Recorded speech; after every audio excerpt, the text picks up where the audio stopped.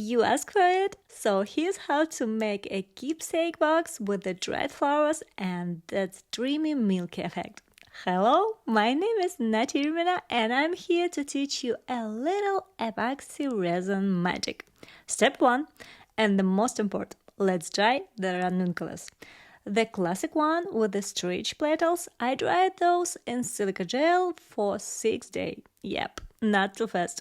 The wavy ones, I used a dehydrator for 7 hours. Can you imagine? I also explained the difference between a dehydrator and visual dried in another video. I leave a link in the description. So check that out. It's super useful.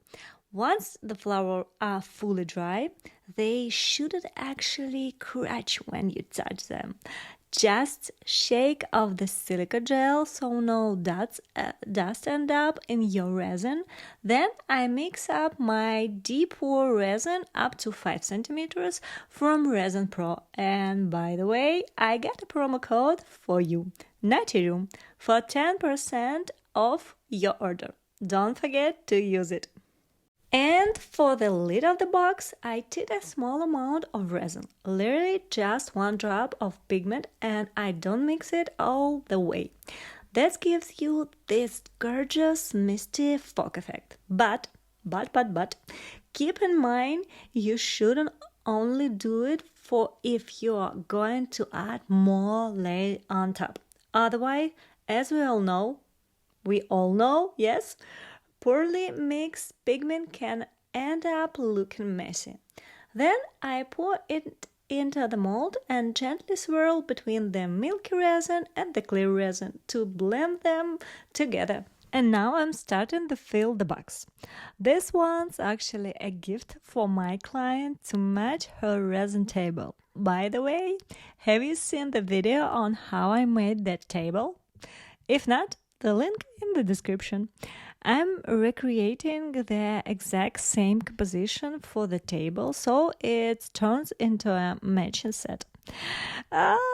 Honestly, can't wait to deliver the table, gift the box, and see her reaction.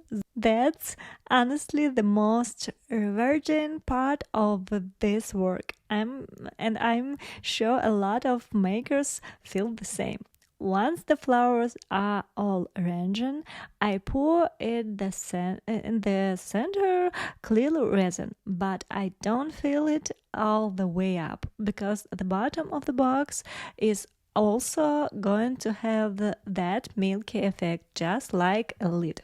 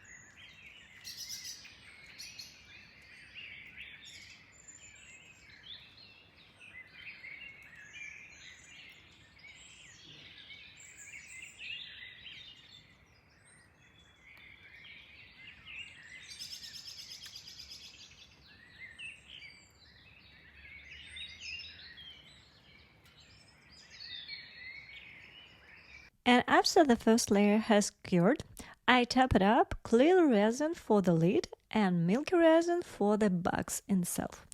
And then let everything cure completely. Wait at least 2, maybe 3 days before moving on. Once it's fully hardened, I start sanding. This step is super important. We need to remove any flowers or leaves sticking out and get the surface ready for varnish. Sometimes little gaps or bubbles open up during sanding. That's normal. Just wipe the piece clean.